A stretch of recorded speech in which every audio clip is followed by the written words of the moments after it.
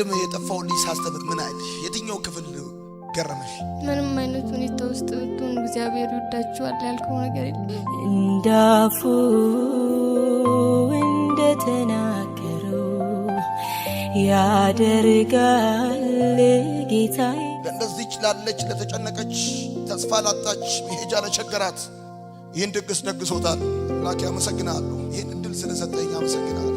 ተዚህ ያለችን ነፍስ ልታድን ቸርነት ስላረክልኝ አመሰግናለሁ። ደግነት ስላረክልኝ። ከየት ከተማ መጣሽ?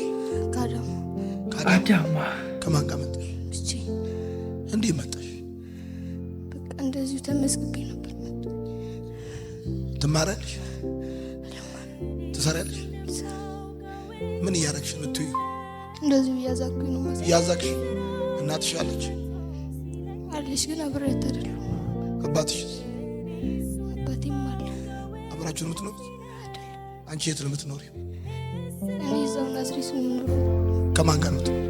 ብቻዬን። ተከራይተሽ? በቃ አንዱ ጀለሴ ጋር አንድ ሌላ ቤት ነው።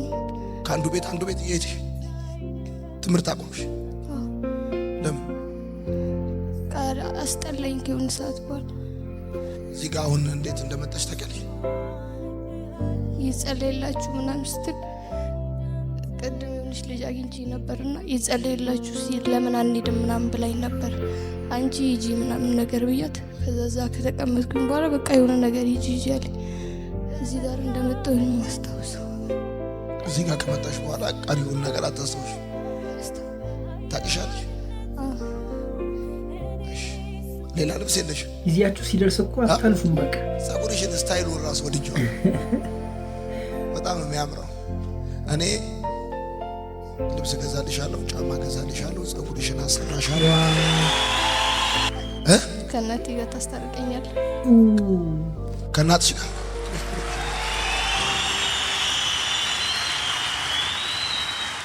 አስታርቅሻለሁ። እናትሽ አዳማ ነች? ምን እንደምትሰራው? አስተማሪ ናት። አስተማሪ ነች። ጎበዝ ነች። አንቺ ጓ ብለሽ ፈነዳሻ። ቅድም ሳስተምር ስለ ሉቃስ 15 የትኛውን ወደድሽው?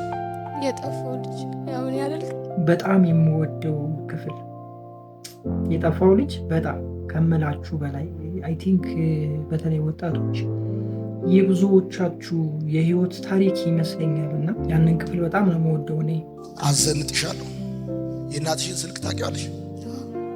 ምን ትላለች እናትሽ በመጥፋትሽ? ምን ትላለች? አቅቻት ነው በቃ እወጣለሁ ምናምን ነገር የሌለ ሲደብረኝ ደግሞ በቸርች ምናምን አስለምኝ ይገባል።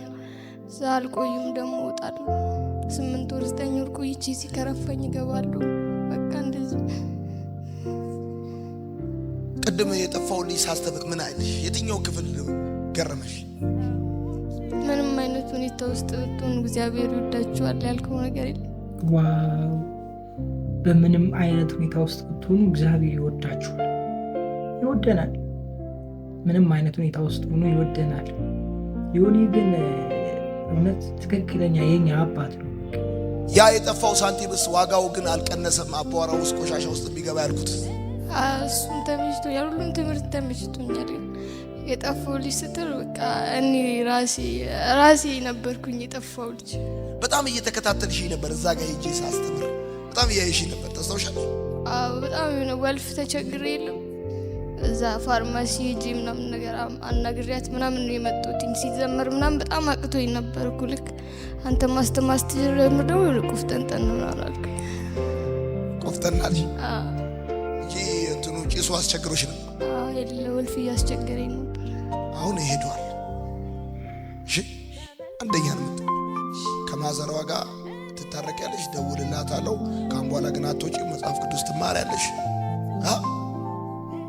ሰማሽ? ትማሪያለሽ።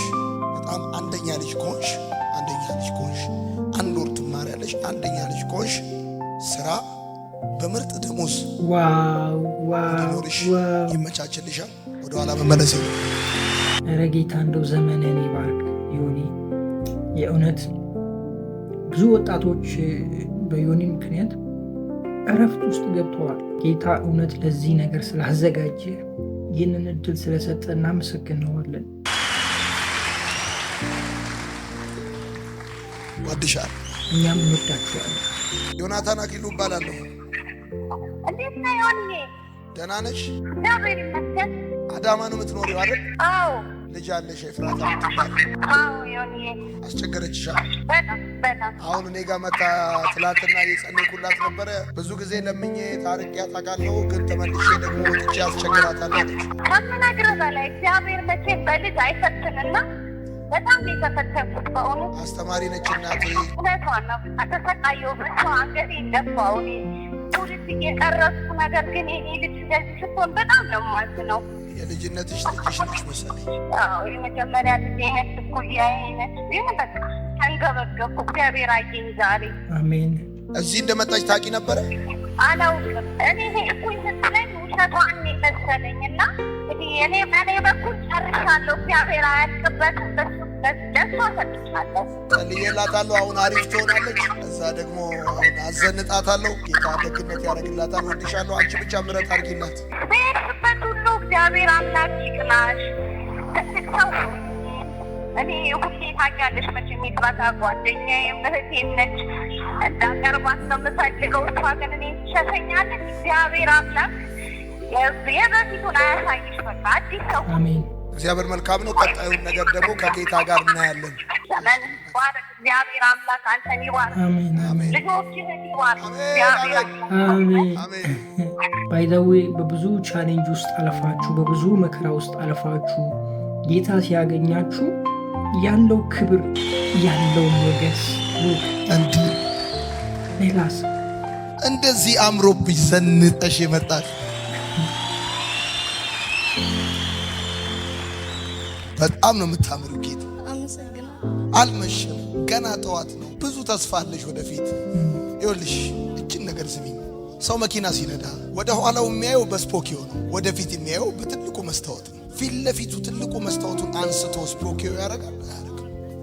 ወደ ኋላ በትልቁ መስታወት አይታይም። በትልቅ መስታወት የሚታየው ወደፊት ነው። የኋላውን ትንሽ ገርበብ ለትምህርት ያህል ለጥንቃቄ ያህል ነው እንጂ ኋላ ላይ እንዲህ አይፈጠጥም። ትላንትናሽን እያሰብሽ የመጣሽበትን መንገድ እያሰብሽ ነገሽን ማበላሸት የለብሽም። አንቺ ገና በጣም ልጅ ነሽ። ከአንቺ የሚያስፈልገው ፈቃደኝነት ነው፣ መበርታት ነው፣ ቁርጠኝነትን የሚያስፈልገው። በጣም ነው የምታምሪው።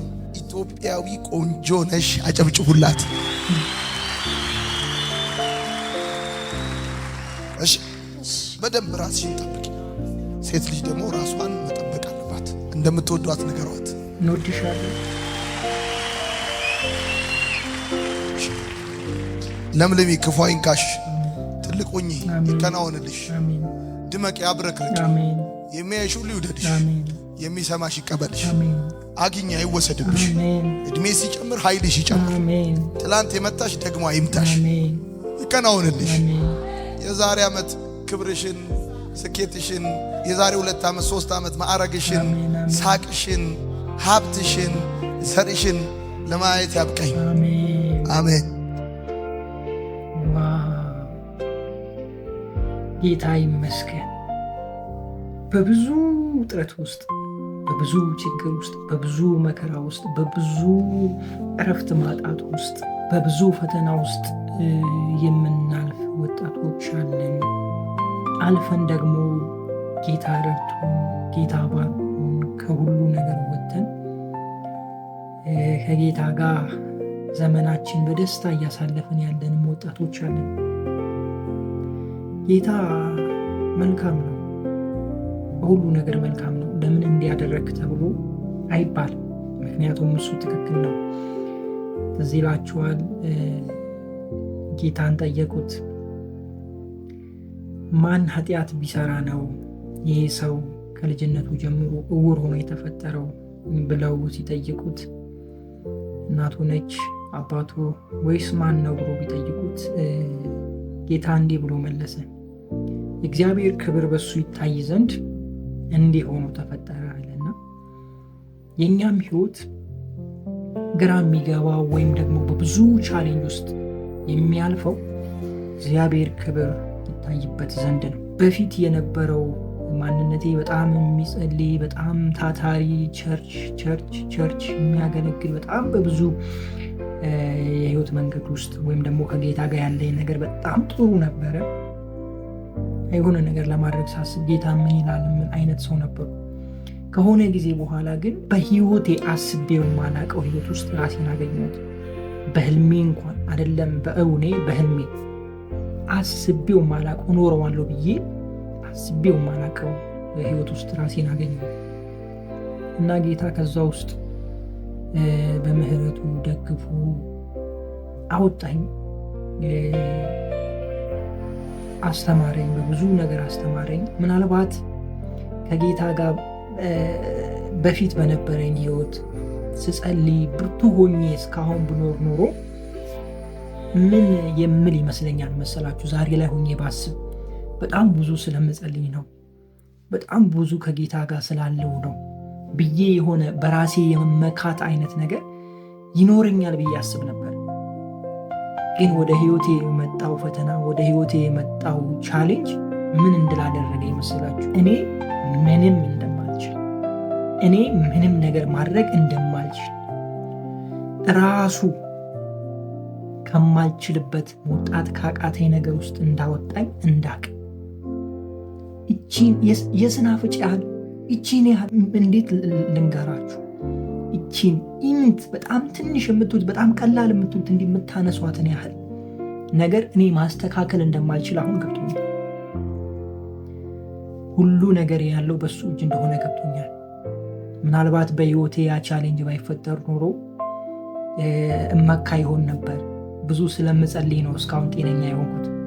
ብዙ ከጌታ ጋር አብሬ ስላለው ተፍ ተፍ ስለምል ቸርች ሄጄ በጣም ስለምጸልይ ቤቴ ስለምጸልይ ታታሪ ስለሆንኩኝ በጌታ ነገር ላይ ምንም ነገር አላገኘኝም አምልጬ ያለው ብዬ በራሴ መካ ነበር። የተለያዩ ደረጃዎች ላይ እንኳን ብደርስ ስለ ጸለይኩ ነው ብዬ በራሴ መካ ነበር። ግን ጌታ እንደዛ እንዳይሆን ያለኝን ሁሉ አሳጣኝ። በብዙ የህይወት ጎዳና ውስጥ አሳለፈኝ እና ምንም ማድረግ እንደማልችል ገባኝ። የእውነቴን ነው የምላችሁ። እያንዳንዱ የህይወት ጎዳናዬ እሱ ሲረዳኝ ብቻ ነው የሚስተካከል። ከቀላሏ ነገር እንኳን መላቀቅ አልችልም እሱ ካልረዳኝ። ስለዚህ ሁሉ ነገር ለመልካም፣ በህይወታችሁ የሚሆነው ነገር ለመልካም ነው። አሁን ገዜ እንዴት እዚህ ደረስክ ብትሉኝ፣ ገዜ እንዴት ከዛ ነገር ወጣ ብትሉኝ እኔ አላቅም፣ እኔ አልችልም። ብዬው ብዬ ሞክሬ አቅቶኛል። ግን ተስፋ ቆርጬ በቃ እንደመጣልኝ እኖራለሁ ያልኩለት ጌታዬ ወደ ህይወት ይመጣ። ዛሬም ልጄ ነህ፣ ዛሬም እኔ ካንተ ጋር ነኝ ይሄው ብሎ እንዲያንስቶ አወጣኝ እና እንዴት አለፈው ካላችሁኝ ጌታ፣ እዚህ እንዴት ደረስክ ካላችሁኝ ጌታ፣ ከኔ የሆነ አንዳች የለም። ስለዚህ ክብሩን ሙሉ ጠቅልሎ የሚወስደው ማን ይሆናል? ጌታ ይሆናል በህይወታችሁና ለመልካም ያልፋል። በዚሁ አጋጣሚ ዮኒ እንደው ጌታ ዘመንን ይባርክ። ለወጣቶች በጣም ደርሰሃል። በጣም በእርግጥ ጌታ ነው በአንተ በኩል አልፎ የሚሰራው ቢሆንም ይህን ራእይ ጌታ ስለሰጠህ ጌታ ይመስገን። አንተም ደግሞ የጌታን ራእይ ተቀብለህ እሺ ብለህ ማገልገልህ ትልቅ አክብሮት አለን እኛ ለአንተ። ምክንያቱም በሱ በኩል ብዙዎች እርፍ ብለዋል፣ ብዙዎች ጌታን አውቀዋል፣ ብዙዎች ወደ መስመራቸው፣ ወደ ዓላማቸው፣ ወደ ትክክለኛው የህይወት መንገድ ተመልሰዋልና ጌታ ዘመንን ይባርክ። ወዳችኋለሁ። መልካም ጊዜ